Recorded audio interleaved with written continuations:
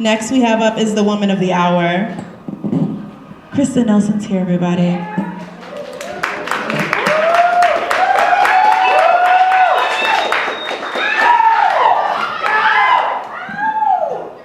And her poetry is with her. I'm so excited. So I'm just gonna go through her bio really quick here. So she was born in Mount Vernon, New York, 20 minutes north of Manhattan. She's the author of Right Dad, Unthinkable Creatures Chapbook, Press 2012. She has published creative work in the Feminist Wire, the Volta, Denver Quarterly, Drunken Boat, and many more.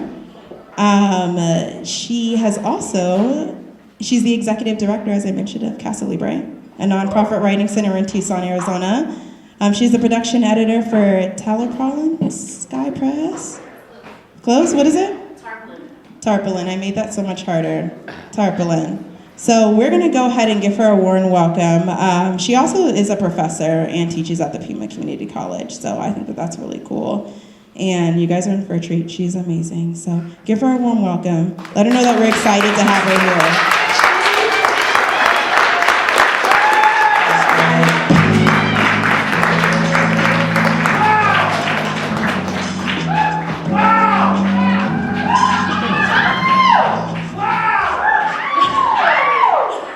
Wow, that was a really warm welcome. Thank you.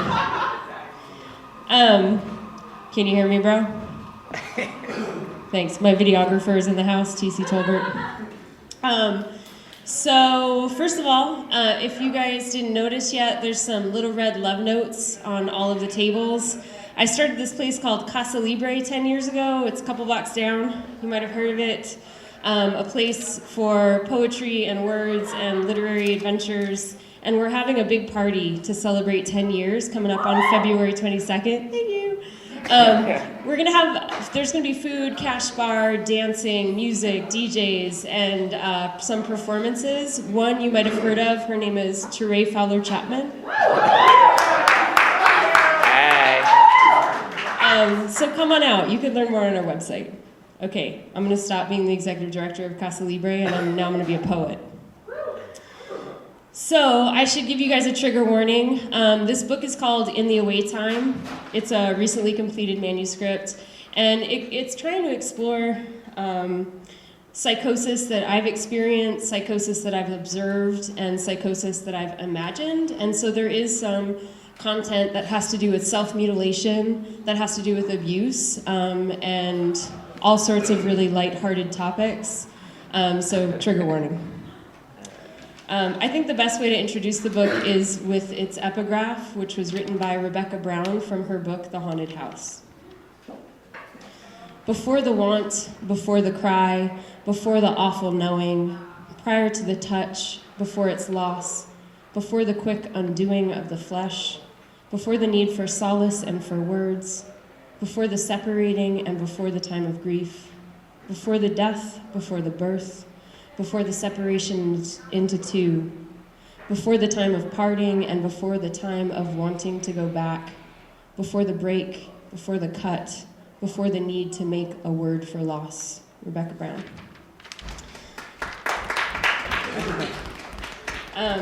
This book is separated into chapters. It's pretty narrative, much more narrative than the other books that I've written. So it's divided into January, February, March, April, May, June. And what I've done is try to select a few poems from each chapter to give you a sense of the arc of the narrative. And you'll just have to fill in what's missing with your own imagination. January. You called me she instead of you. Where is she going now? Is the first question you ever asked me. You were standing on a porch next to the last she who you broke. I remember looking up at you over my shoulder and smiling. I was going skinny dipping. I saw a rainbow on the mountain today. We talked about a friend who's dying. His lungs have given out. I smoked a cigarette. We danced to Adele. I gestured towards you, but you were not there. F joked that if ever there was your gravestone, it would read, "More soon." I thought, how lovely. That big bar of rose soap you gave me because I told you I dreamed of bathing in rose petals, it is almost gone. Every time I shower, when this is gone, it will be over. When there is no more, I will feel better. Sometimes I lather my whole body and leave it under the running water. Sometimes I can barely stand to wash my hands. Wash, wash with the rose soap, wash.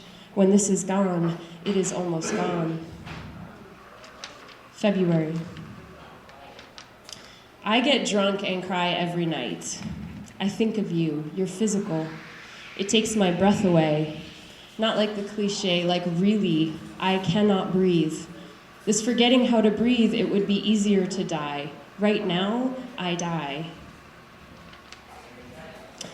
I gave away the little rubber chicken you gave me to Kay. Kay is the first person I've had a crush on since you. The little chicken expands in water the longer you leave it in water. I left it in for a week and a half. It got bigger and bigger and bigger. You never saw it so big. You took it out and let it shrivel up before it had a chance to fill. Kay named the chicken Acorn after Chicken Little, who said the sky was falling, but it was just an acorn. You came to me in my dream last night. I couldn't be sure if it was really you. I mean the you I used to meet in dreams, or a you I've created to fill up a hole of you in dreams. But you came to me and you sang it in gospel. You were singing. You were telling me, I love you, I want you, I need you. You sang in an old black man's song. I sat listening, but I couldn't speak. Last night in my dream, I saw a succulent bloom bright red. I had never before seen a succulent blood. March.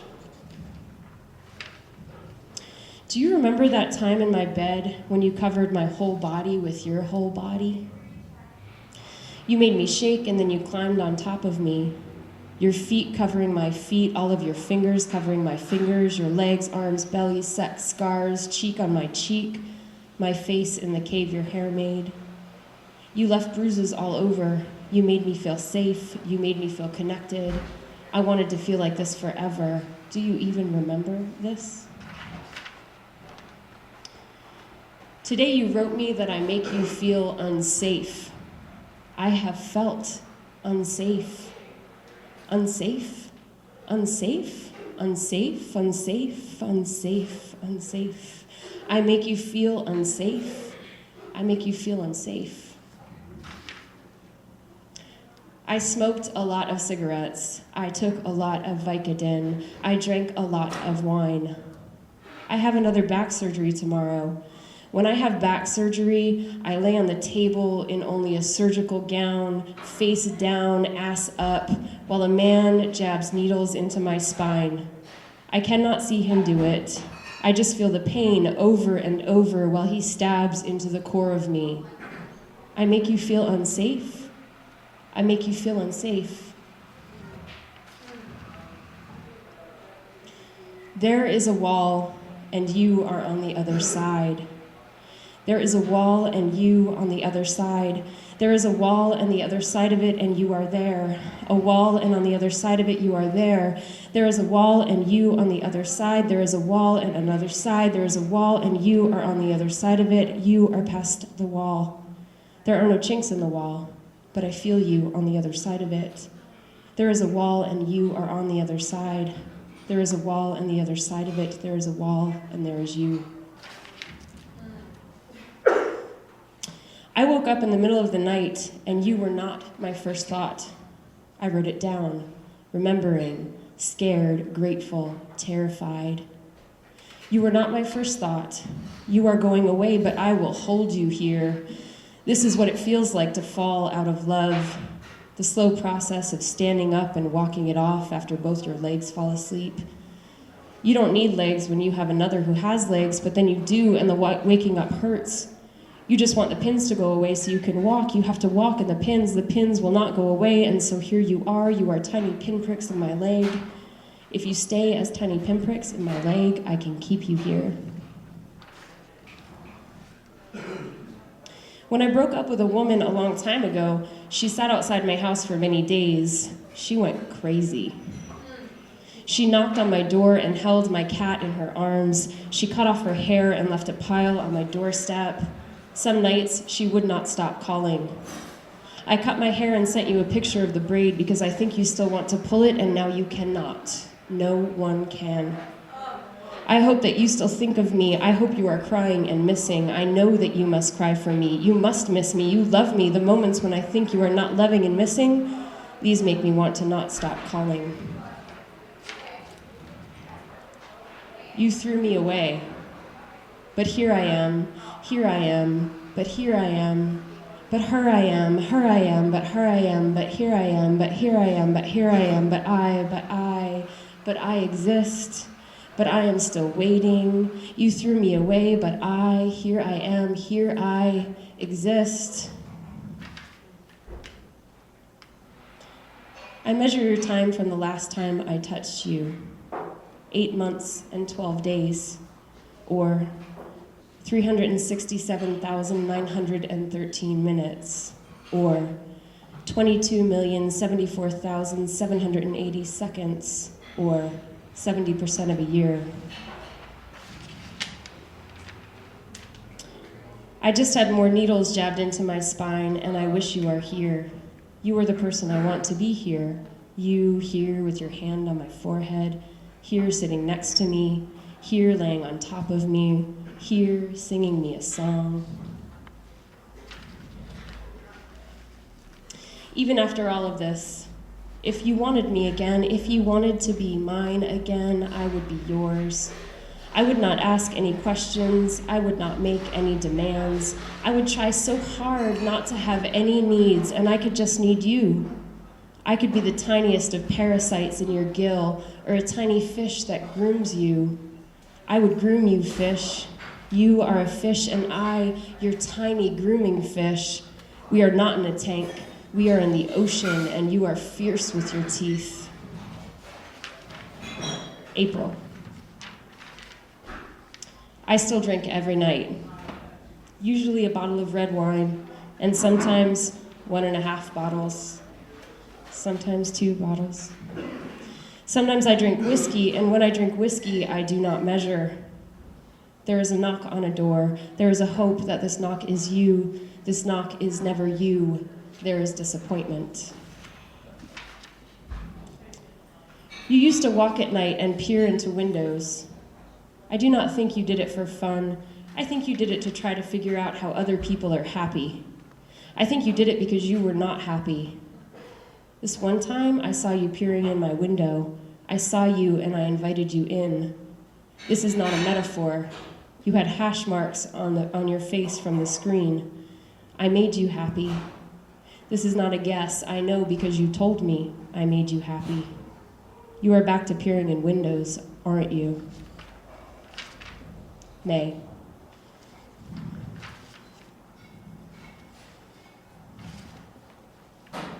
In the days before I bleed, the pain is almost unbearable. I do not bleed with the full moon anymore. This is what happens when 2 women spend time together. Your body took over my body, and my body is in sync with your body. And my body is no longer in sync with the moon, and you are not the moon, and you are not here, and you are an absent thing. I am in sync with an absent thing, and this is your fault.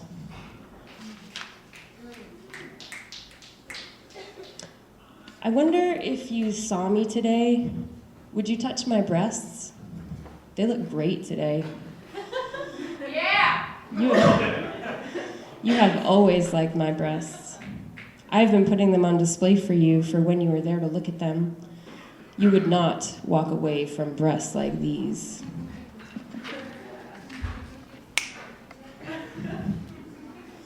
I always cried.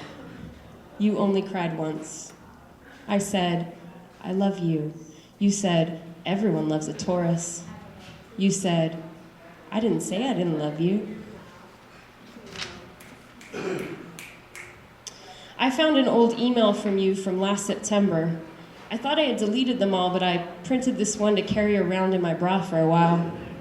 It says things about living in a treehouse. It says things about planting herbs and using those herbs in my grandma's recipes.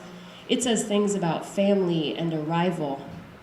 It says, I want to know that when things get choppy, that you won't go away. All of these things that I expect from you, I expect from myself. The birds in my mother's yard never stop chirping, not even at night. She is selling her house. Last night, I combed the hair of all My Little Pony unicorns. I was once a child. I once did not love. I once was young. I once did not love a girl. I once did not know you. I once did not hurt. I once lived in my mother's house, and she took care of everything. I once did not dress myself. I once did not have free will. I once was told what to eat. I once went to school. I once thought boys were dreamy. I once did not know you. I once did not want you. I once did not hurt. June.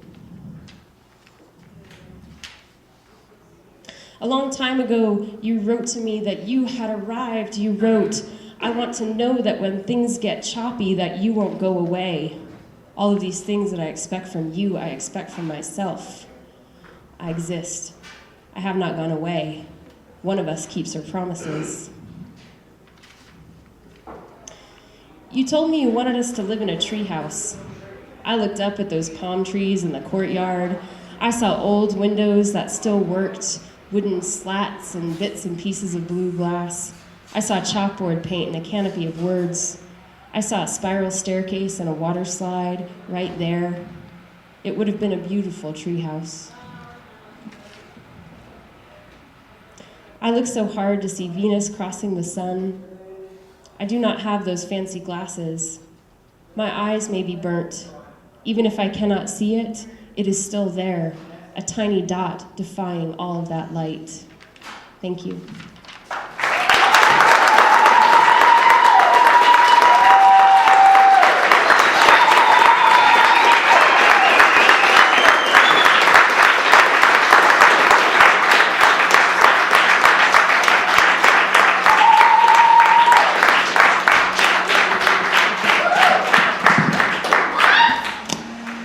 What? What? Rewind. I want to hear like that whole year again. I cannot wait for that manuscript to be published so I can read it all the time. Like, can we give her another round of applause? Like,